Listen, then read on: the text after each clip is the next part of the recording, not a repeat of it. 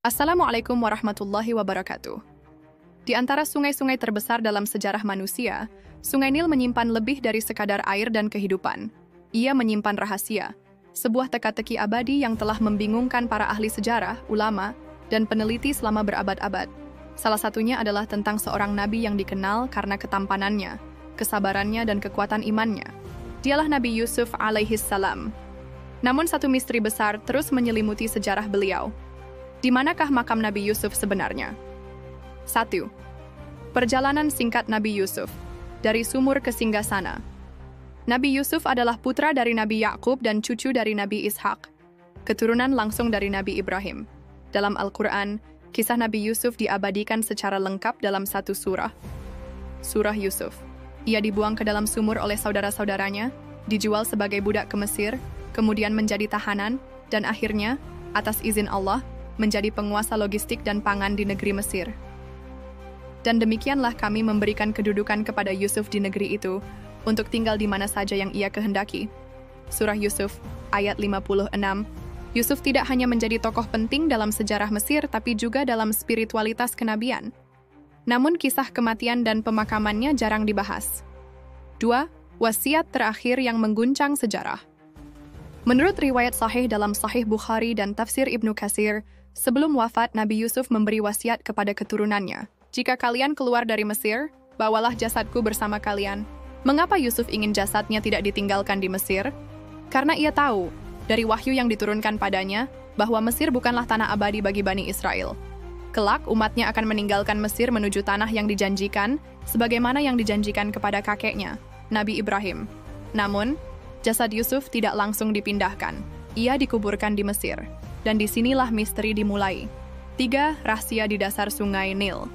Dalam Qasas Al-Anbiya karya Ibnu Katsir, dan dalam beberapa riwayat yang disebutkan oleh Imam Ahmad, dikisahkan bahwa jasad Nabi Yusuf akhirnya disembunyikan oleh bangsa Mesir.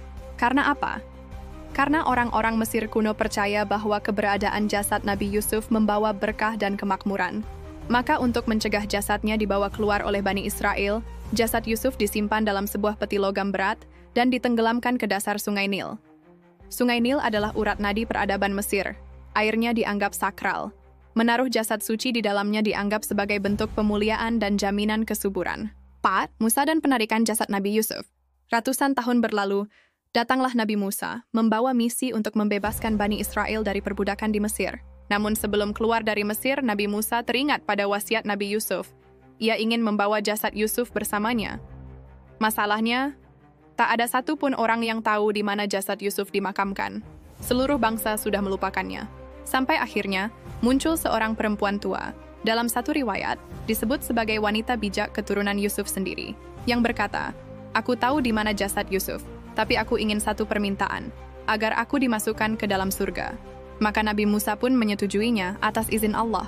Perempuan itu lalu menunjuk lokasi tertentu di Sungai Nil. Dengan izin Allah, Musa dan kaumnya mengangkat sebuah peti batu dari dasar sungai. Dan menurut sebagian riwayat, jasad Yusuf masih utuh, tidak rusak, tidak hancur, bahkan bercahaya. 5. Jasad dibawa bersama hijrah besar. Setelah ditemukan, Nabi Musa meletakkan peti itu bersama rombongan Bani Israel yang hijrah keluar dari Mesir. Jasad Nabi Yusuf dibawa dalam perjalanan puluhan tahun ke Gurun Sinai. Setelah Bani Israel memasuki tanah Kanaan, jasad Yusuf dimakamkan di kota Shechem, atau dalam istilah modern, Nablus, Palestina.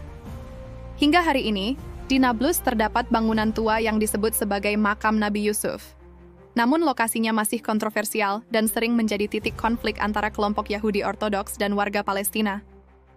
6. Apakah makam di Nablus benar-benar makam Nabi Yusuf? Banyak peneliti menyaksikan keaslian makam di Nablus. Mengapa? Karena 1. Struktur bangunannya baru muncul sekitar abad ke-19. 2. Tidak ada bukti arkeologis yang kuat mengaitkan tempat itu dengan zaman Nabi Musa atau Yusuf. 3. Bangunan itu juga pernah rusak parah akibat konflik militer. Namun, sebagian ulama tetap menghormati lokasi tersebut sebagai tempat penghormatan simbolik, bukan kepastian historis. 7. Apakah makam itu masih di dasar Nil?